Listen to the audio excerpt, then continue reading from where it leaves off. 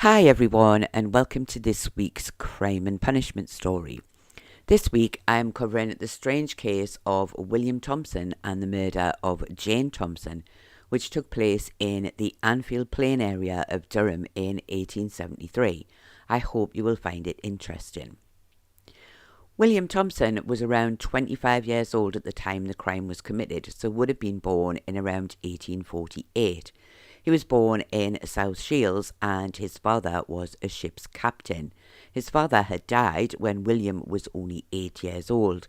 His mother then sent him to live with relatives at Bebbside, and he began his working life at the colliery there when he was still only 8 years old.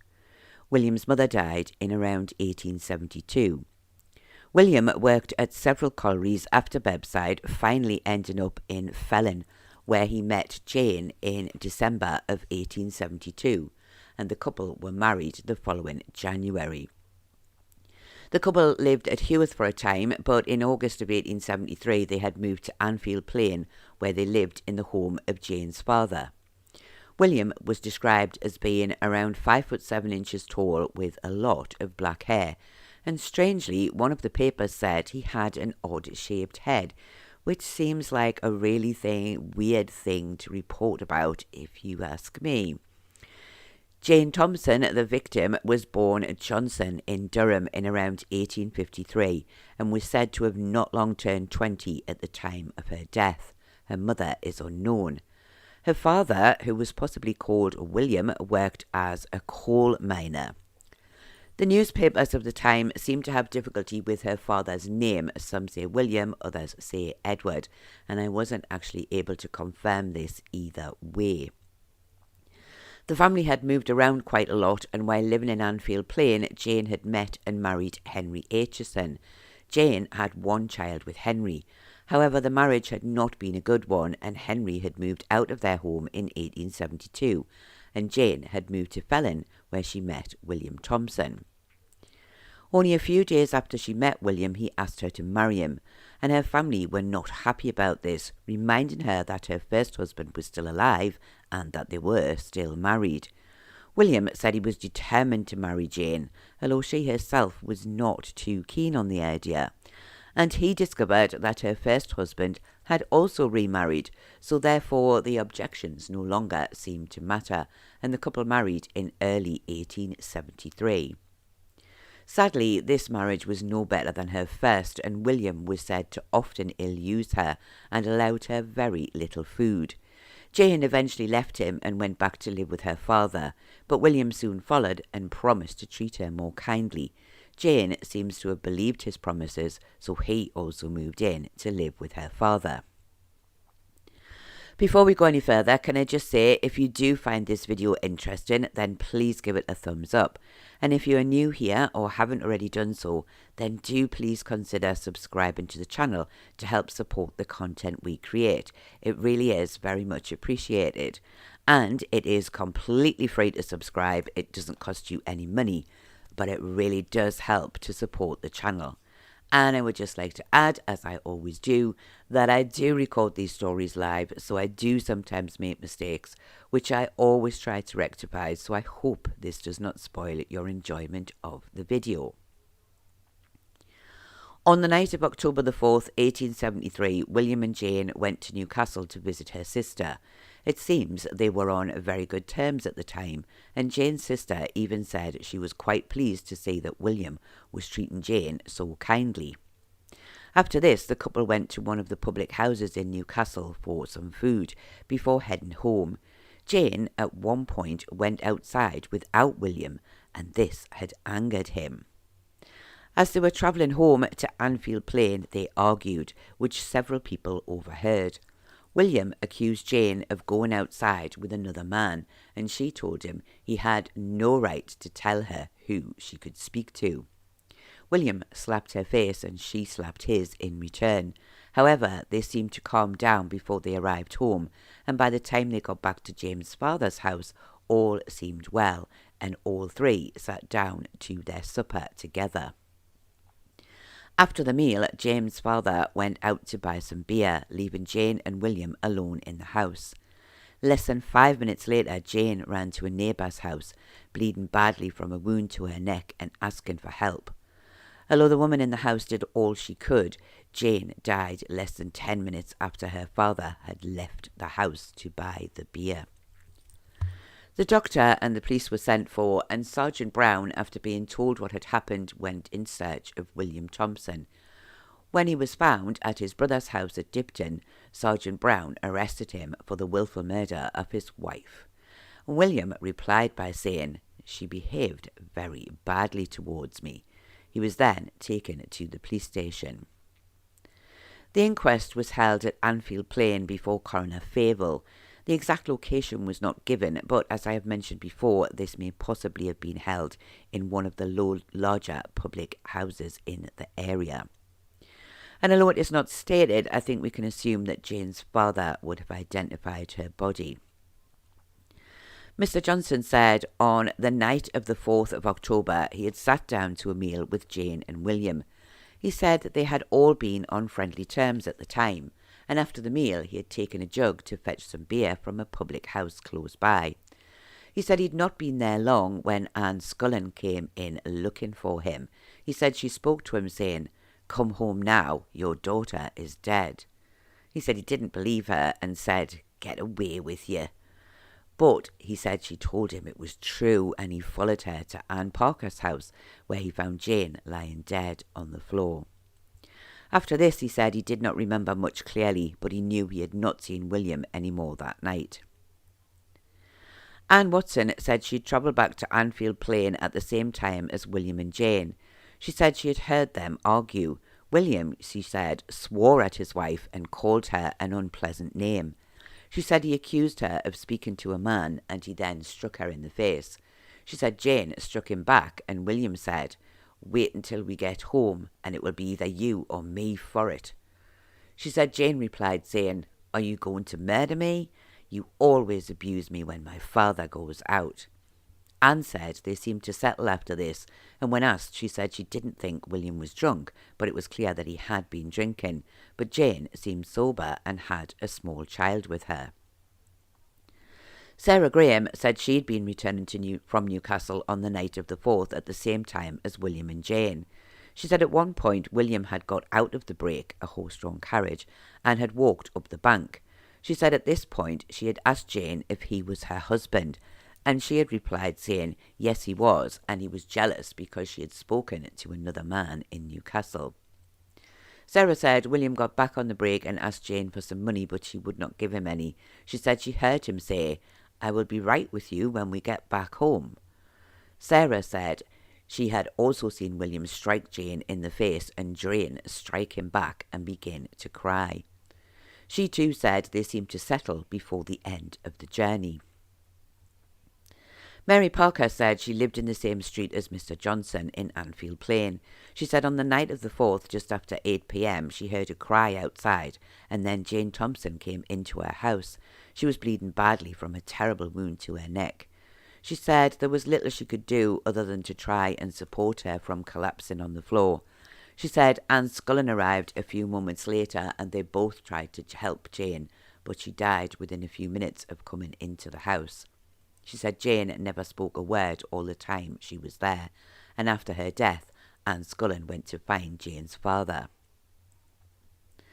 Anne Scullen said she also lived near to the Johnsons' family home. She said on the night of the 4th she had been told that a woman had been attacked and she should go to Mrs. Parker's house. She said when she went inside she saw Jane bleeding badly and almost collapsed with Mary trying to support her.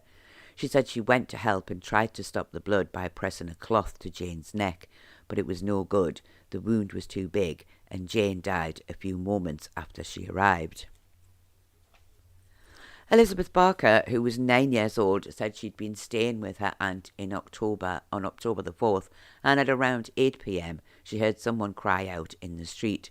She went outside and saw William running away from his house. She said she did not see Jane and did not know what had happened. Mary Hall said she had been close to Annfield Plain on the night of the 4th. She had been with her sister, and she saw a man hurrying towards them. As he got closer, she realised who he was and said to her sister that it was Jane Thompson's husband. She said as she said this, he suddenly began to run in the direction of Dipton. She said when she got a little further along the road, she heard from some people in the town that Jane Thompson had been attacked and her throat had been cut, and people were saying that William had done it. Sergeant Brown said he'd been told of an attack at Annfield Plain and he had gone directly to the home of Mrs. Parker. Here he had found Jane lying on the floor in a pool of blood. He said he had traced the blood almost back to Mr. Johnson's house. He had examined their house, but all he had found was a small amount of blood on a table knife, which he then showed to the jury.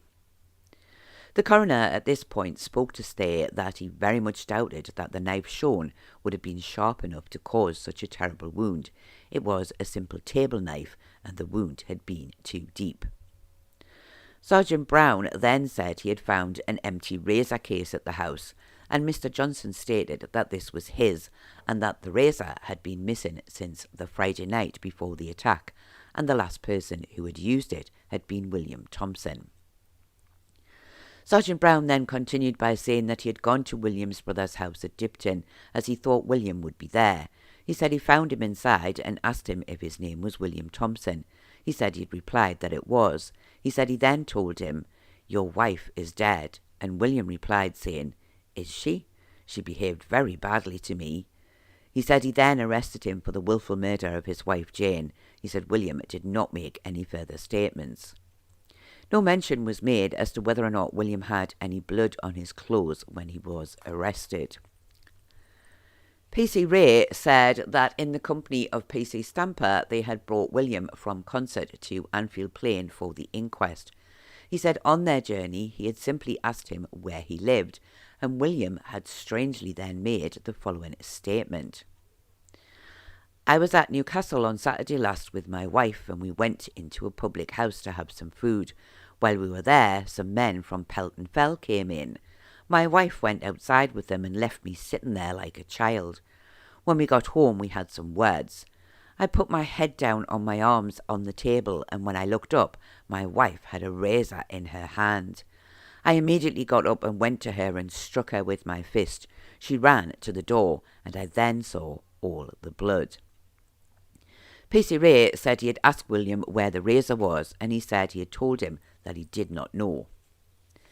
The coroner said this statement did not seem right. It seemed that William was trying to suggest that his wife had taken her own life, and that he had done nothing more than strike her with his fist. But if this had been the case, then she would have dropped the razor on the ground, and it would have been found.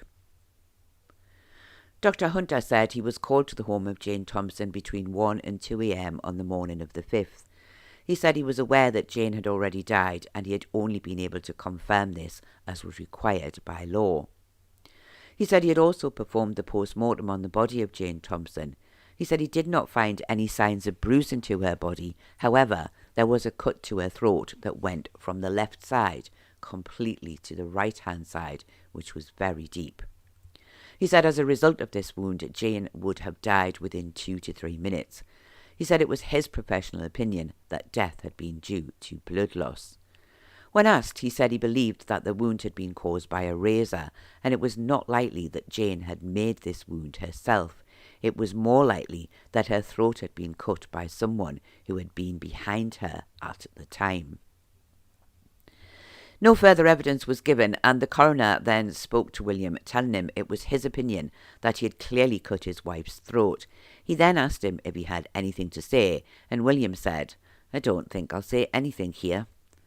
The coroner then spoke to the jury, stating that he saw no evidence that could reduce this charge to one of manslaughter. He said it was clear the couple had argued on their way home, but there had been plenty of time between this and the attack for William to calm down. He said if they were satisfied that the wound to her throat had caused her death, and that this wound had been caused by William, then they must find guilty of wilful murder. The jury, who did not even retire, almost immediately returned a verdict of guilty of wilful murder against William Thompson, and he was committed for trial. William would later appear before the magistrates, and it was stated that on his return to prison from this hearing, he was found to have a rope, a pipe, and some matches in his possession. It was thought that these had been given to him by someone at the hearing, although it was not clear who had done this, and the rope, it seems, was thought may have been used for William to take his own life in prison. I did not find any details of a funeral for Jane Thompson. It's hard to say if the family would have had enough money to pay for her burial, so it's hard to know for sure if this would have been a pauper's funeral or not. And not all of the funerals of these crimes were covered in the local papers, so sometimes I simply don't know for sure. I also did not find any evidence of a headstone for Jane anywhere in the area. The trial took place in Durham in December of 1873 before Mr. Justice Honeyman. As said in a recent story, this was not the only murder case that was being heard on the same day, the other being Edward Goff. William Thompson pleaded not guilty to the charge of wilful murder. As is often the case, the majority of the evidence given at the trial is the same as that given at the inquest, so I will only include any new information. Mr. Johnson was asked about the meal his daughter had prepared for the family on the night of the 4th, and he spoke of her cooking them a rabbit. Sergeant Brown then produced the knife he had found in the house, which he believed had blood on it. Mr. Johnson said he believed this had been the knife Jane had used on the rabbit, which would explain the blood on it. Mary Kane said she had been told of the attack on the night of the 4th and had gone to the home of Mrs. Scullen. She said she had found William Thompson there. He had been taken off his outer shirt. She said he threw it down on a chair, swore, and said, "I took the razor and cut her throat." He then left the house and she did not see him again. The prosecution, in summing up, said he could see no clear way for this case to be reduced to one of manslaughter. It was made clear that Jane could not have taken her own life, as the wound would have been different, and if she had done this, the razor used would have also been found. The wound was so severe and death happened so quickly that she would not have had time to hide it or throw it away. Only one person was responsible for her death, and that was her husband, William. The defence spoke to the jury, stating that he believed it had not been proven beyond a reasonable doubt that Jane had not taken her own life. He said it was still quite possible that she could have done this. No other details of his summing up were given, so it is not clear what evidence he used to support this theory. The judge then spoke to the jury, stating that it was for them to decide whether the wound had been inflicted by the prisoner or by Jane herself. If they felt it had been at the hand of William Thompson, then he saw no reason for the crime to be reduced to manslaughter. Even a crime of passion was not possible, as there had been time between the earlier incident and the attack for William's passion to cool. The jury retired for 45 minutes before returning a verdict of guilty of wilful murder against William Thompson. William was asked if he had anything to say as to why sentence of death should not be passed upon him, and he simply replied, "I am innocent." The judge then spoke to him, stating that he had been found guilty of wilful murder, and he was to be sentenced to death by hanging, and that his remains would be buried within the walls of Durham prison. Before he was removed from the dock, William spoke to the judge, saying, "I am innocent, sir. I thank you. The Lord will protect me." No mention was made of a petition to commute the sentence to one of penal servitude for life, and a short time later William made a confession to the prison chaplain. In this, he stated that he had cut his wife's throat with a razor when she was trying to run away from him. He wanted it known to the public that he had confessed and was sorry for what he had done. Regardless of this, no reprieve was granted, and his execution would go ahead in January of 1874. As I have stated previously, 3 men were hanged together on that cold January morning. The other 2 were Charles Dawson and Edward Goff, whose stories I have already covered. And as said before, perhaps because all 3 were hanged together, the details of the executions were not covered in great detail for each individual man. The executioner was William Marwood, and he was described as quite a short man, wearing a long black coat and a black hat. He was carrying a large carpet bag, and to some, the paper said, he may have been mistaken for an undertaker. It was said that William Thompson had slept well the night before the execution and had been awoken at 6 a.m. for breakfast. Just before 8 a.m. on January the 5th, 1874, William Marwood pinioned all three men, which means their arms would have been tied at the wrists and often the elbows, sometimes in front of their body and sometimes behind. All three men were then led to the gallows in a solemn procession.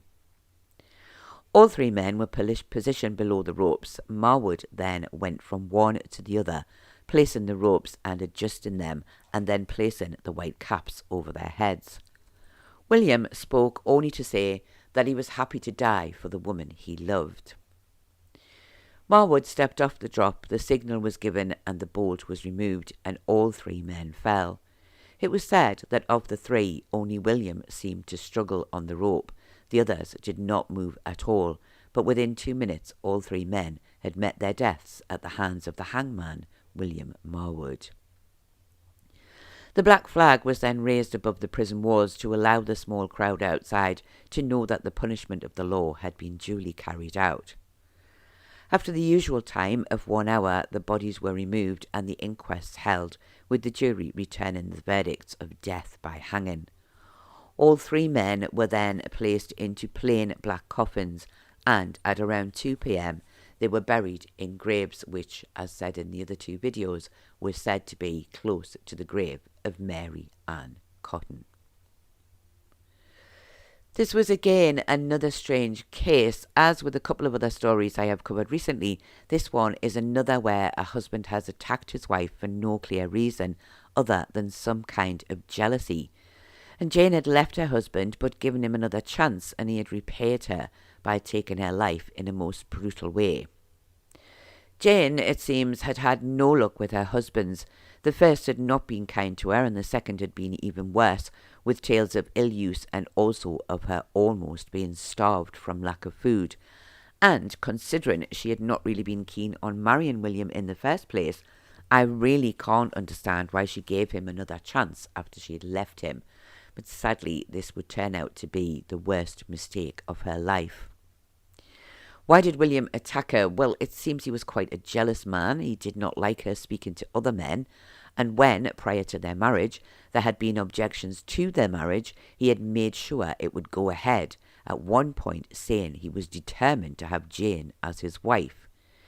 But it seems he simply did not trust her, and as she had left him once before, when she had spoken to another man on their night out, it seems that this had angered him so much that he had simply seen red and taken her life in what seemed like a case of making sure she could not leave him again.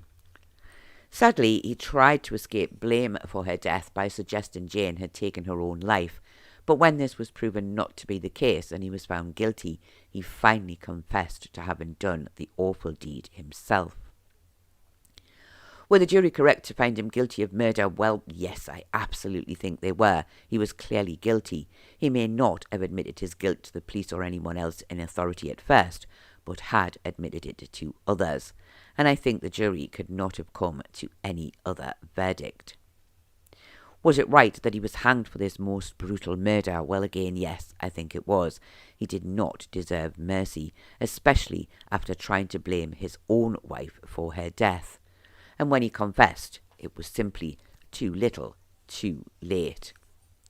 But what do you think? Do you think William killed his wife in a fit of jealousy? Or do you think it sounds like this was something that would have happened anyway due to his previous bad treatment towards his wife? Do you think the jury were correct to find him guilty of murder, or do you think there is any small chance that it should have been manslaughter? And do you think it was correct that he was hanged, or do you think his sentence should have been commuted to penal servitude for life? And if you do think that, what reasons would you have given for saving his life? Do please let me know your thoughts in the comments below.